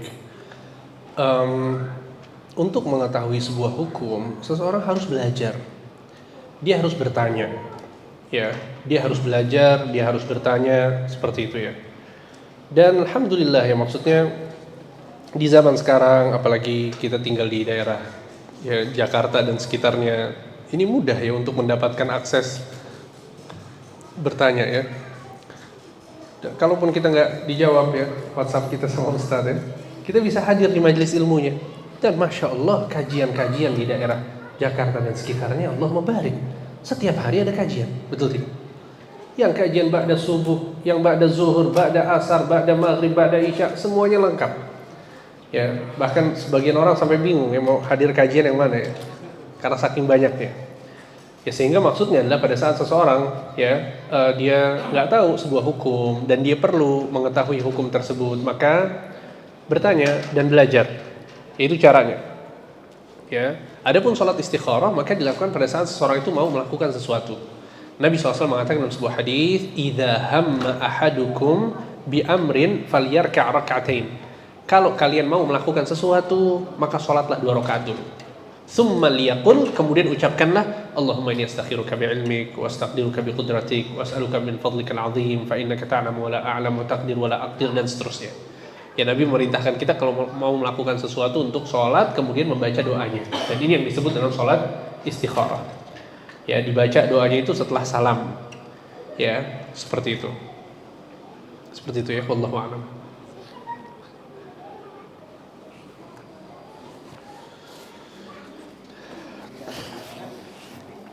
Assalamualaikum warahmatullahi wabarakatuh. Assalamualaikum warahmatullahi wabarakatuh. Jazakallahu Ustaz atas ilmu yang telah diberikan, semoga Allah memberikan keberkahan buat Ustaz dan jamaah. Amin.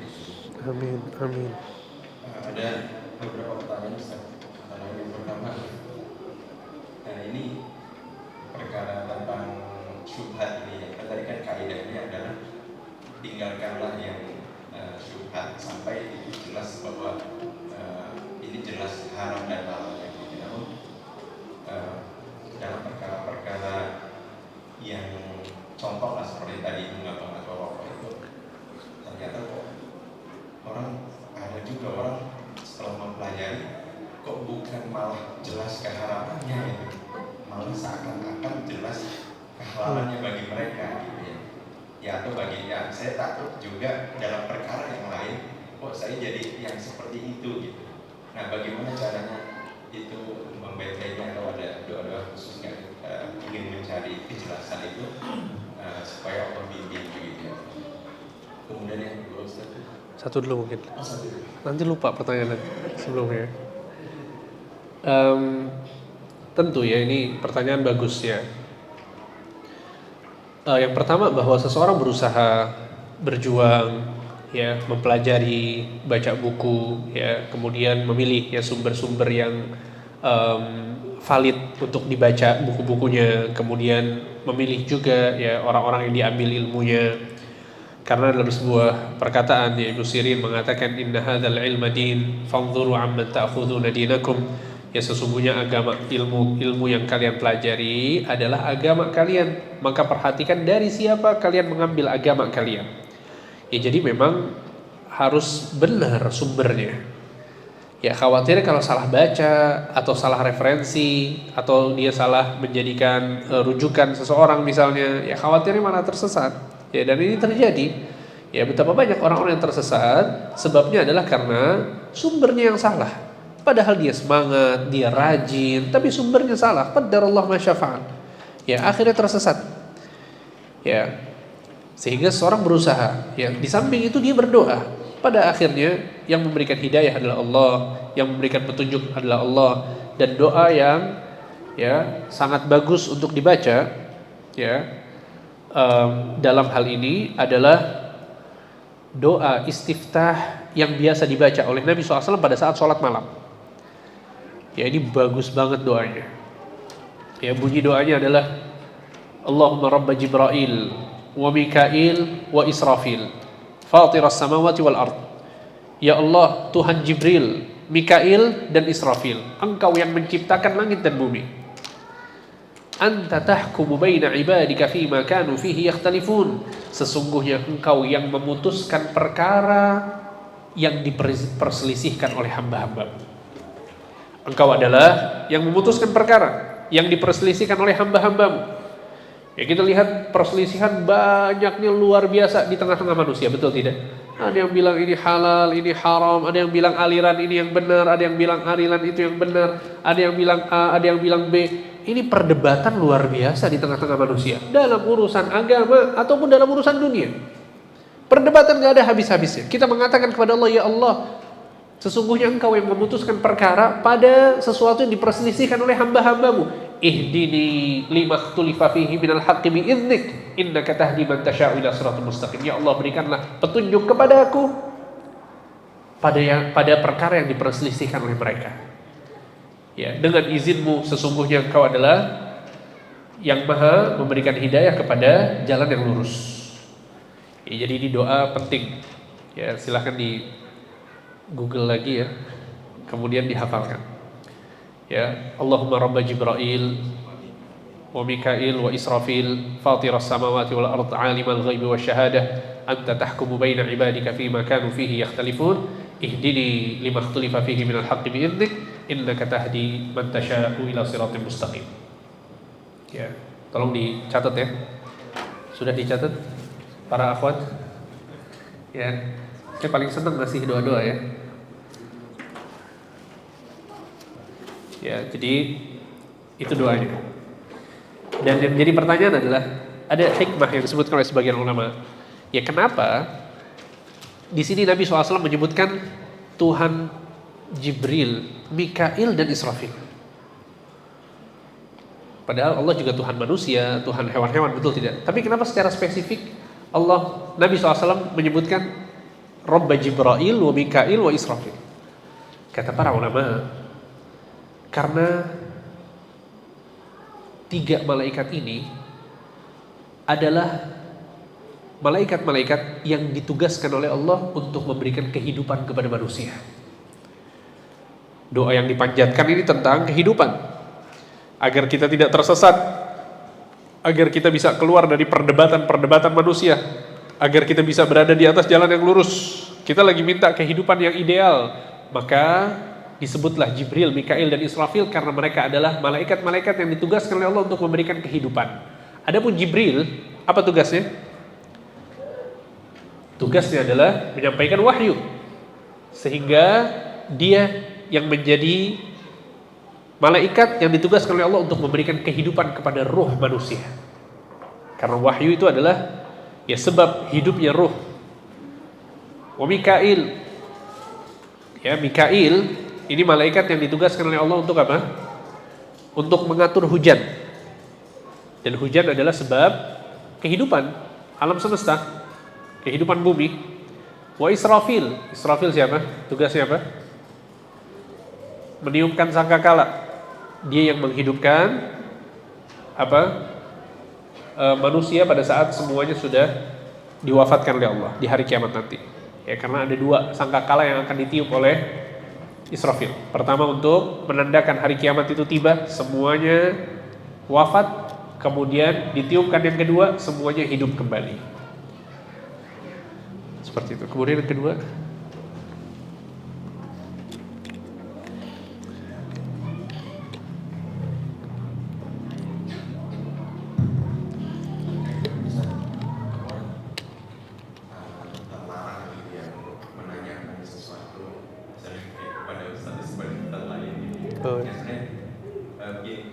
di keilmuan saya terutamanya di kantor tuh, karena kita tuh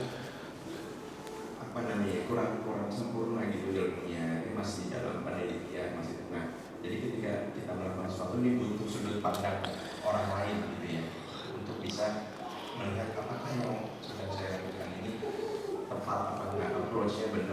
Iya. Dan itu bisa membawa kemaslahatan untuk yang tidak bisa kita pikirkan sehingga kita bisa mendapatkan insight baru. Nah, dalam hal ini terus saya juga jadi yang mungkin ini sifat keburukan saya mungkin ya, jadi suka merasa khawatir itu misalnya dalam melakukan sesuatu dalam ibadah misalnya itu saya tahu ini udah benar belum sih yang saya lakukan gitu.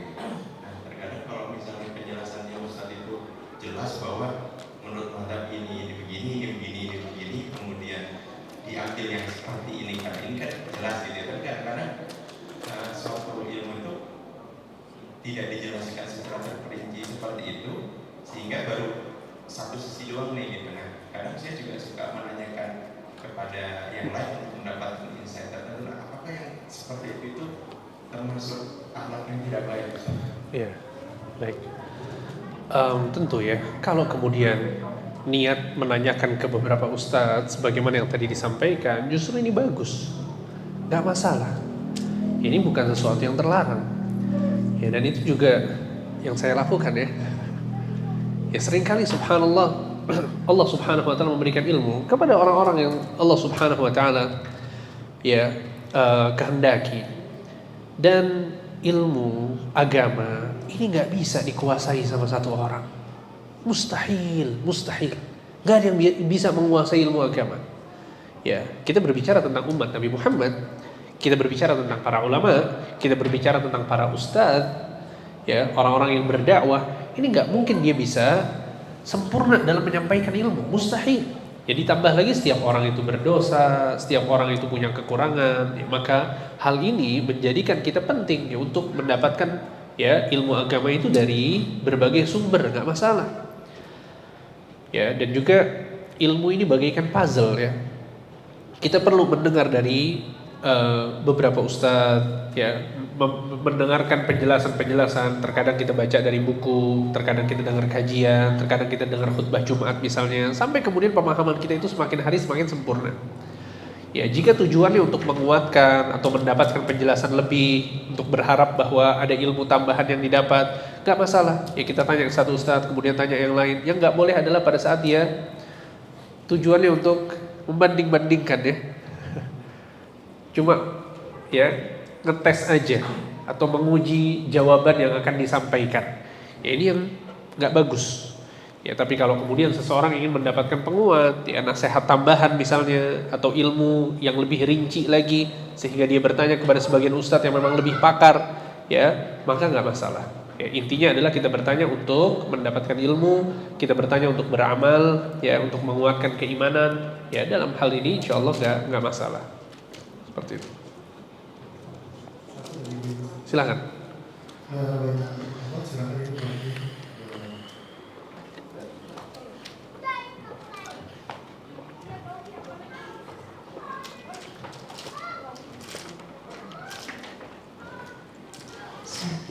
Assalamualaikum Ustaz. Waalaikumsalam warahmatullahi wabarakatuh. Dipaparkan bahwa ada sebuah sifat manusia ya adalah akhlak ya.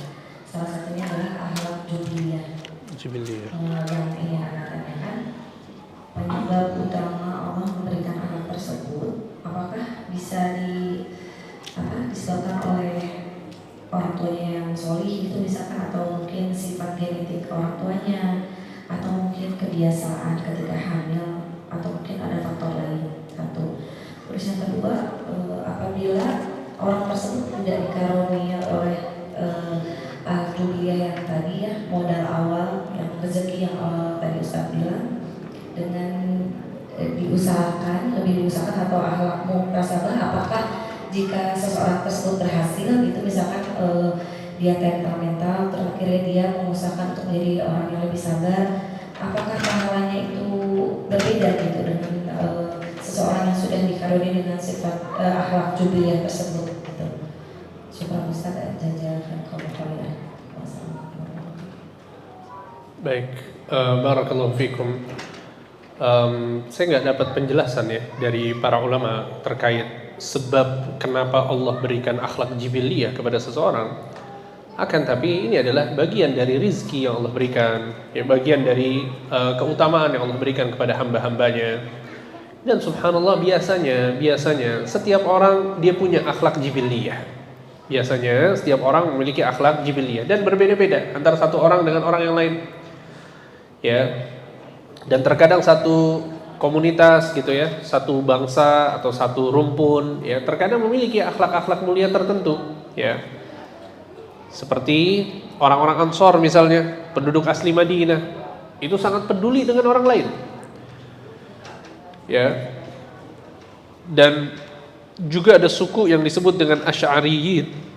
Mereka suku dari Yaman, kabilah dari Yaman, datang ke Madinah di tahun ke-7 Hijriyah. Ya, Nabi SAW memuji akhlak mereka.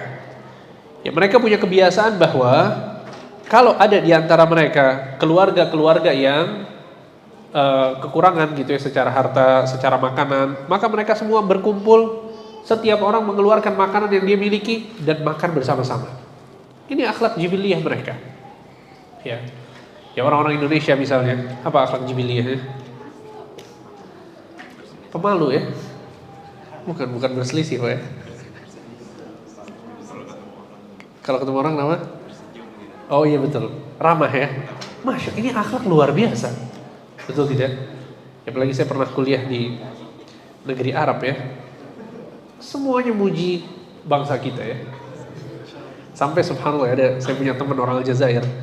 Dia tanya ya, di Indonesia tuh ada ribut-ribut gak sih? Mereka gak tahu ya.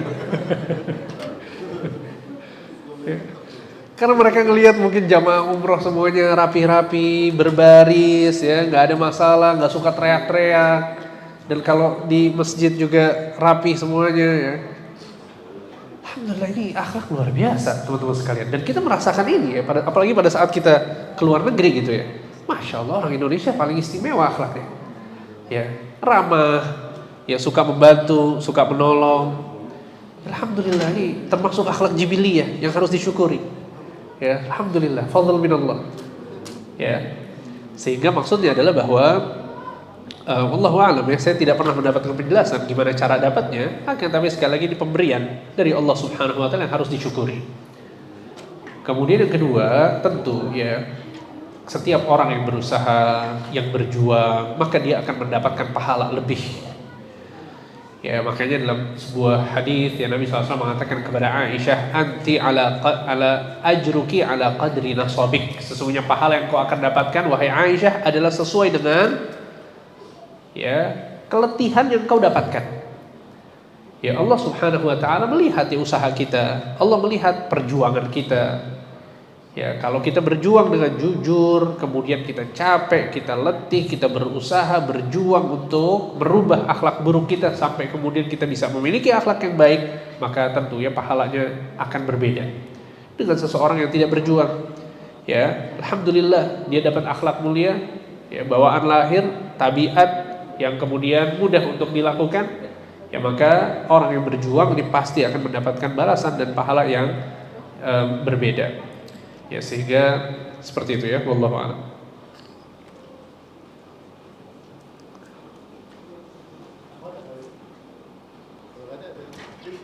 Boleh.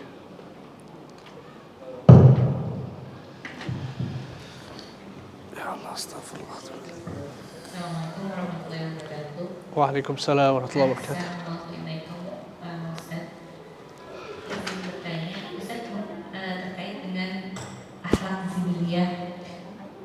Dan akhlak muktasabah, akhlak yang diperjuangkan. Akhlak yang diperjuangkan ini kan terkait juga dengan support system atau circle pertemanan yang Ustaz.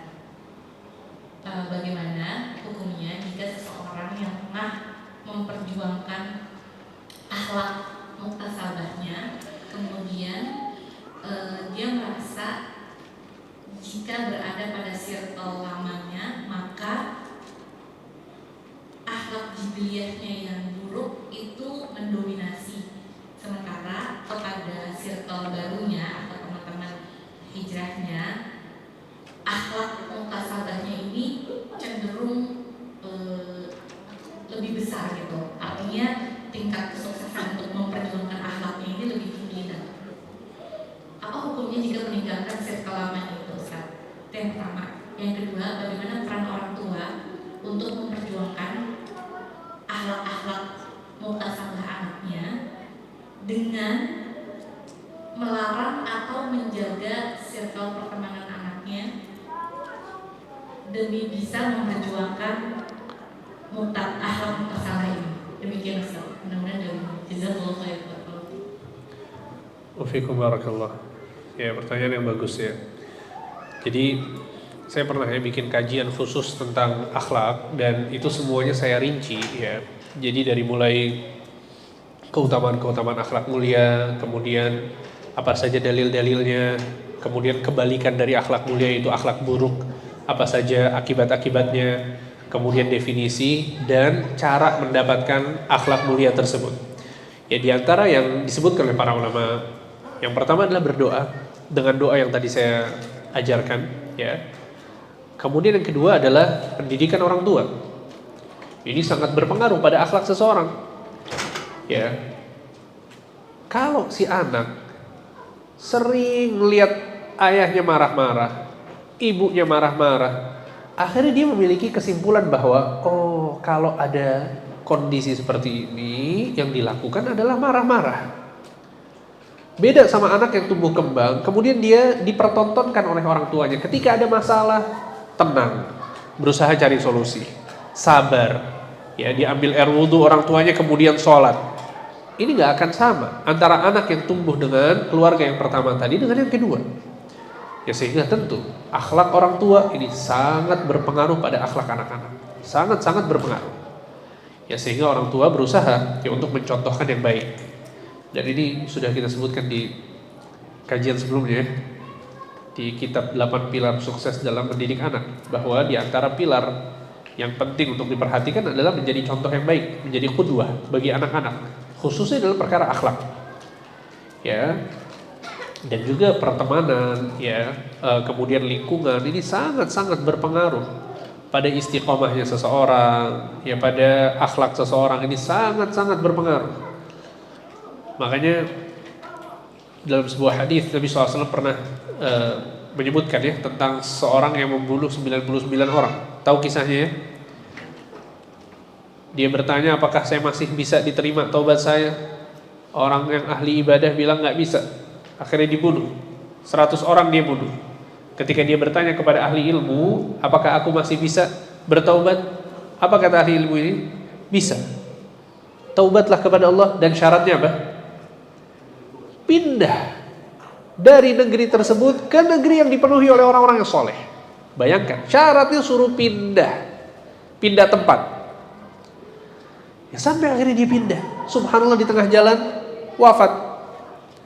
Malaikat azab dengan malaikat rahmat berseteru. Yang malaikat rahmat mau mengambil dia untuk memasukkan ke dalam surga, yang malaikat azab mau mengambil dia untuk memasukkan ke dalam neraka. Sampai akhirnya Allah Subhanahu wa taala menengahi mereka. Kata Allah, coba dihitung jarak antara dia ya ke kota yang lama dengan kota yang baru itu lebih dekat mana? Ternyata lebih dekat ke kota yang baru. Akhirnya diampuni dosa-dosanya dan dimasukkan ke dalam surga. Bayangkan, di antara yang menentukan keselamatan orang ini apa? Pindah tempat. Ini penting. Ya, ini sangat-sangat penting.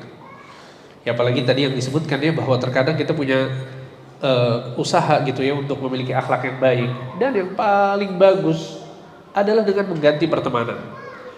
Ya, kadang subhanallah ya, ada pertemanan yang kita dengar omongan yang kotor, omongan yang nggak baik ya. Ada pertemanan subhanallah nggak pernah kita dengar perkataan yang kotor, yang nggak baik.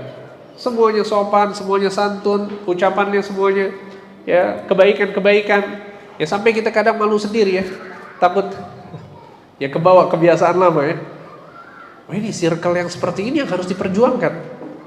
Dan saya sering katakan, kalau kita punya pertemanan yang lama, dilihat dulu. Kalau kita tipikal orang yang bisa berubah, yang bisa mewarnai, silahkan warnai mereka. Ya.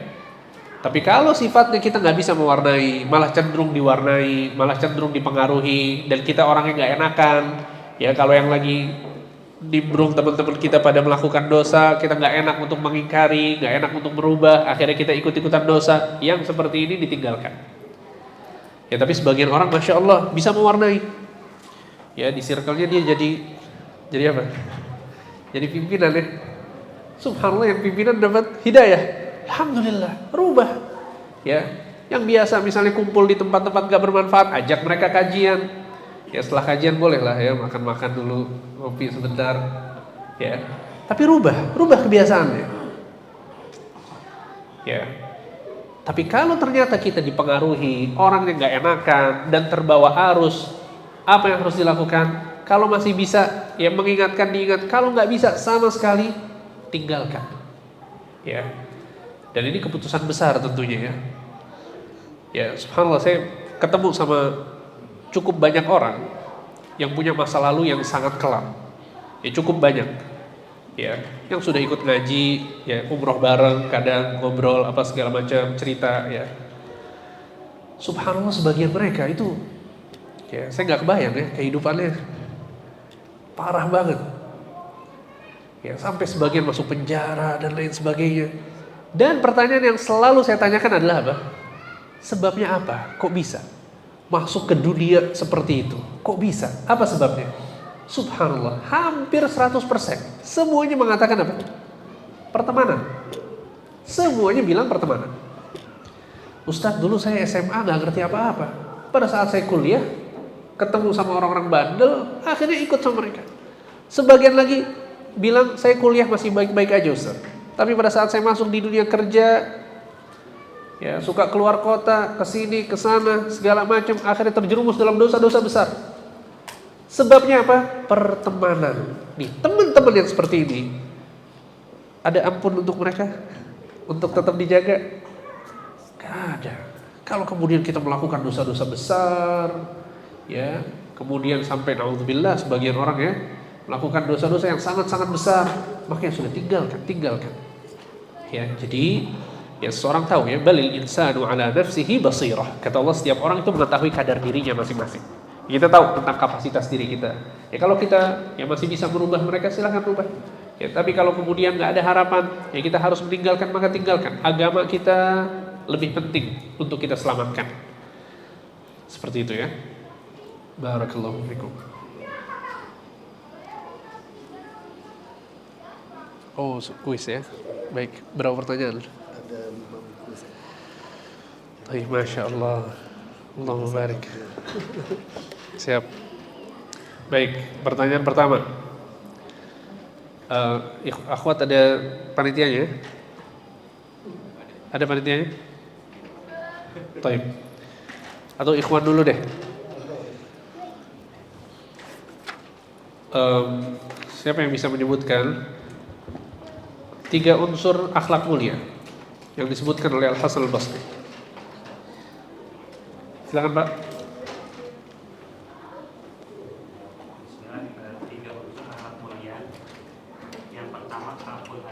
Betul. Artinya kita menghindarkan diri dari mengganggu orang lain. Kemudian yang kedua, badrun nada. Badrun nada itu artinya kita berusaha memberikan manfaat kepada orang lain. Kemudian yang ketiga adalah tolak qaul wajib. Artinya kita memberikan wajib yang berseri-seri ketika ketemu orang lain. Mumtaz, barakallahu fiik. Silakan Pak. Silakan.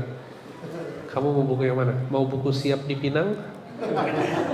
Atau meraih ridho Allah? Meraih ridho Allah aja ya. Ya, afwan.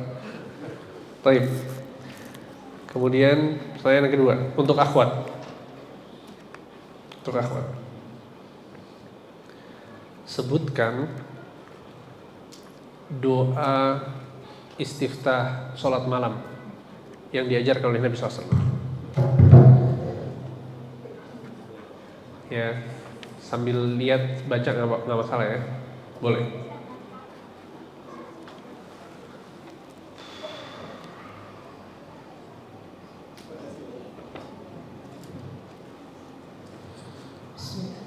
Allahumma rabbi Allahumma rabba Jibril wa Mikail wa Israfil Fatiros samawati wal ard alima wa ghaibi wa syahadati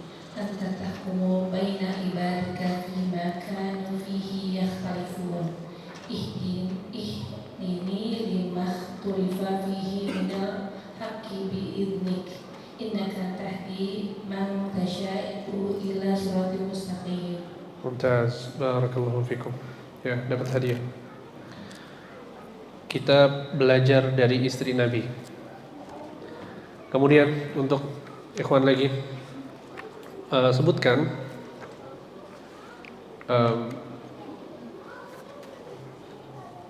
tiga keutamaan akhlak mulia yang tadi disebutkan di kajian. Orang yang memiliki akhlak mulia apa saja yang dia dapatkan?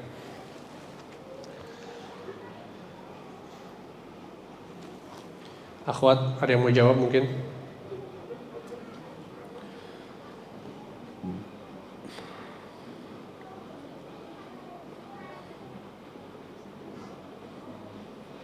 Bismillah Ustaz. Untuk keutamaan yang pertama, berarti itu adalah tanda keimanan seseorang. Yang kedua, yang paling berat timbangannya nanti. Terus amal yang bisa menyaingi orang yang sholat dan yang puasa. Mumtaz, barakallahu fikum. Dapat hadiah. Ya, buku Aisyah yang begitu istimewa. Kemudian pertanyaan berikutnya.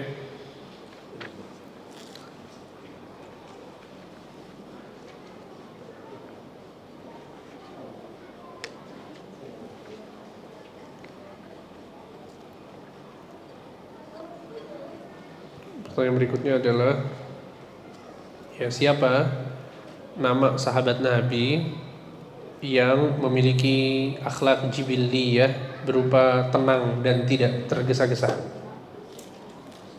Silakan akhi. Siapa?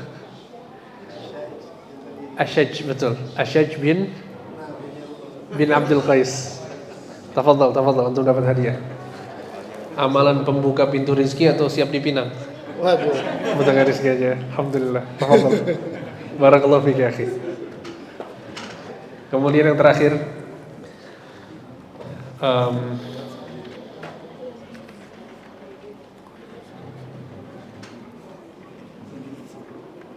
sebutkan doa untuk mendapatkan akhlak mulia yang kedua, ya, atau salah satu dari doa untuk mendapatkan akhlak mulia.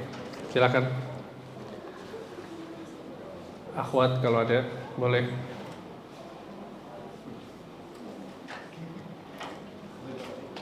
Jangan, yang sudah, silakan Pak. Allahumma kama hasan khalqi fa ahsin khuluqi. Barakallahu fiik. Tafadhal. Siap dipinang. Buat anak perempuannya, enggak apa-apa, Pak. Tafadhal. Buat anak perempuannya, buat ponakannya, ya, buat saudaranya. Insyaallah bermanfaat. Barakallahu fiikum. Baik. Cukup insyaallah. Barakallahu fikum. Semoga apa yang disampaikan bermanfaat. Ya, insyaallah kita akan lanjutkan hadis-hadis yang lain di pertemuan yang akan datang. Wassallallahu ala nabiyina Muhammad wa ala alihi wa sahbihi ajma'in. Kita tutup dengan doa kafaratul majlis. Subhanakallahumma wa bihamdika asyhadu an la ilaha illa anta astaghfiruka wa atubu ilaik. Wassalamu alaikum warahmatullahi wabarakatuh.